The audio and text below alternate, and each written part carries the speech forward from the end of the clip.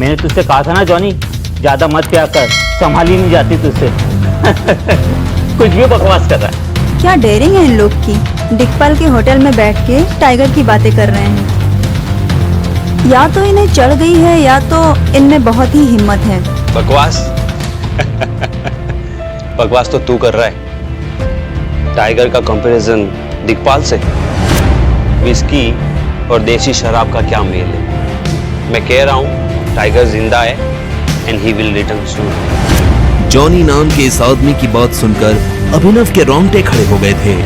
वो ये जानना चाहता था कि जॉनी मन से फेंक रहा था या उसके पास साथ में कोई जानकारी थी। अब आगे क्या होने वाला था? क्या अभिनव सच का पता लगा पाएगा और क्या चाहत अभिनव के मुंह से सच निकलवा पाएगी? अभिनव उन लोगों की बातों को ध्यान से सुन रहा था। अब तो चाहत भी अभिनव की तरह उन लोगों की बातें सुनने लगी थी। क्या डेयरिंग है इन लोग की, दिखपाल के होटल में बैठ के टाइगर की बातें कर रहे हैं। या तो इन्हें चढ़ गई है या तो इनमें बहुत ही हिम्मत है। चाहत को न जाने क्यों ये आभास हो रहा था कि अभिनव उससे कुछ तो छुपा रहा था। वो औरों की तरह अभिनव के कपड़े नहीं देख रही थी, बल्कि उसकी नजर उसके चेहरे पर थी। अभिनव, अभिनव। हाँ, कुछ कह रही थी तुम मेरी दोस्त से झूठ बोल रहे हो। कौन सी दोस्त? अनन्या। हाँ, अनन्या। नहीं, मैं उससे झूठ क्यों बोलूंगा, ऐसा कुछ भी नहीं है। बट यू नो व्हाट चाहत, मुझे ना एक बहुत इंपॉर्टेंट काम है, तो मुझे अभी के अभी निकलना पड़ेगा। तो तुम तो जानती हो मैं अनन्या का पति हूँ। घर थोड़ा लेट पहुंचूंगा ना तो मेरी जान ले लेगी, और वैसे भी उसको बिल्कुल पसंद नहीं है मैं लेट आऊँ, उसको शक होने लग जाता है। शक तुम पे? वो तुम्हें पसंद तक नहीं करती है, तुम्हारा ख्याल तक नहीं आता उसे, तो वो तुम पे शक क्यों करने लगी? हाँ जानता हूँ, मगर फिर भी अभी तो मुझे जाना होगा। तुम्हें घर छोड़ दूँ? हम फिर कब मिलेंगे जल्दी? अभिनव ने इस बात का कोई जवाब नहीं दिया और चाहत के साथ होटल से बाहर आ गया।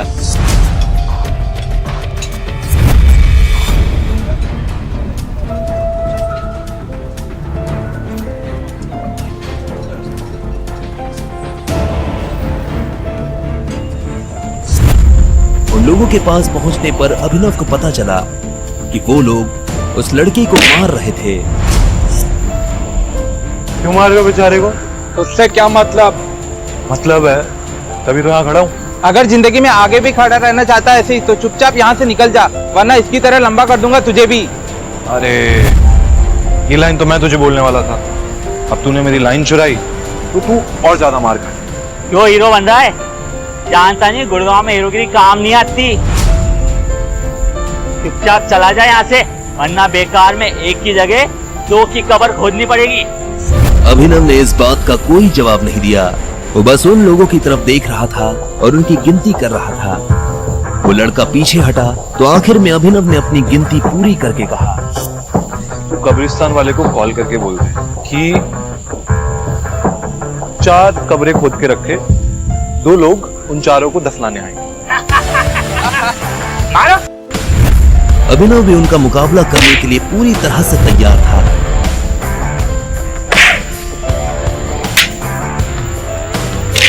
देखते ही देखते अभिनव ने समा और समय दोनों बदल दिए थे।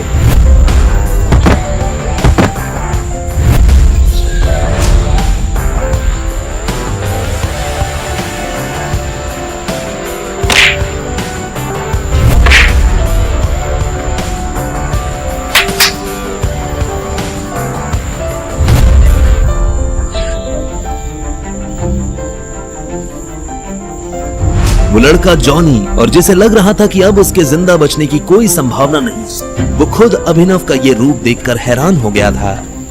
उसके लिए अभिनव भगवान से कम नहीं था।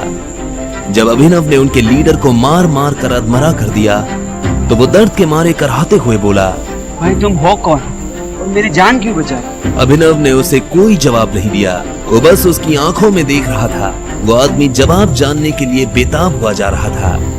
मैं तुझे बता दूंगा कि मैं कौन हूँ। तुझे वादा करना पड़ेगा कि तू किसी को नहीं बताएगा कि मैं कौन हूँ। अभिनव ने उसकी जान बचाई थी। वो अभिनव के लिए अपने दिल में इतना छोटा सा राज तो रख ही सकता था।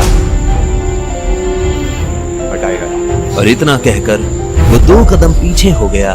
जॉनी ने जब ये बात सुनी तो उसकी आंखें फटी की फटी रह गई थी। वो बिना पलक झपकाए अभिनव को देख रहा था। उसे समझ नहीं आ रहा था कि वो जो देख रहा है वो सपना है या हकीकत। जॉनी अभी भी बिना पलक झपकाए अभिनव को जाते हुए देख रहा था। कुछ देर बाद अभिनव हरदेव पाल सिंह के घर आया था। जब अभिनव अंदर आ रहा था तब राजीव, शर्मिला और परिवार के बाकी लोग किसी गंभीर विषय पर चर्चा कर रहे थे। मुझे तो कुछ समझ नहीं आ रहा कि क्या करना चाहिए। हमें गौरव से बात करनी चाहिए कि एटलीस्ट वो अकरम से बात कर ले हमारे बारे में। अब वही है तो कुछ हमारे लिए कर सकता है। जब तक किंग कॉर्पोरेशन का सपोर्ट हमें नहीं मिलेगा तब तक हमारा काम नहीं हो पाएगा। ठीक इसी वक्त अभिनव घर के अंदर दाखिल हो गया था। उसे पूरी बात तो समझ नहीं आ रही थी, लेकिन जितना उसने सुना उसे सुनकर उसे लगा कि अनन्या की कंपनी किसी बड़ी मुसीबत में फंसी हुई थी। मुझे लगता है हमें पॉपुलर होल्डिंग से सपोर्ट ले लेना चाहिए। माँ, ये कैसी बातें कर रही हैं आप? ये दोनों कंपनीज टाइगर चलाता है और हम जैसे लोग तो टाइगर से सीधा जाकर मिल भी नहीं सकते। आज तक किसी ने उसे देखा तक नहीं है, तो हम कैसे मिल पाएंगे उससे? शायद चिराग इस काम में हमारी हेल्प कर पाए। मैं एक काम करती, अनन्या और चिराग की शादी फिक्स करवा देती। वैसे भी सब इन्होंने हमारे लिए किया क्या है? अभिनव ने अपने चेहरे पर मुस्कान लाते हुए कहा। वो भले ही कितना भी थका हुआ था, लेकिन वो इन लोगों को पता नहीं चलने देना चाहता था कि वो क्या करके आया है। नमस्ते। जैसे ही अभिनव ने चहकते हुए नमस्ते किया तो शर्मिला, अनन्या और राजीव उसे देखने लगे। उनकी आंखों में एक अजीब सा गुस्सा था। अभिनव उनकी आंखें देख हैरान हो गया। अभिनव को ये तो नहीं लग रहा था कि वो लोग मुस्कुराते हुए उसका स्वागत करेंगे, लेकिन आज जिस तरह का गुस्सा उनकी आंखों में नजर आ रहा था, उसे देखकर अभिनव को कुछ अजीब लग रहा था।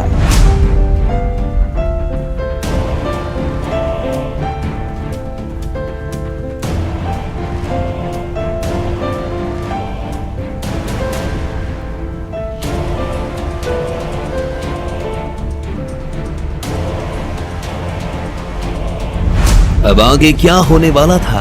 आखिर क्यों सब लोग अभिनव से गुस्सा थे और किस परेशानी में फंसी थी अनन्या? क्या अभिनव उसकी परेशानी हल कर पाएगा?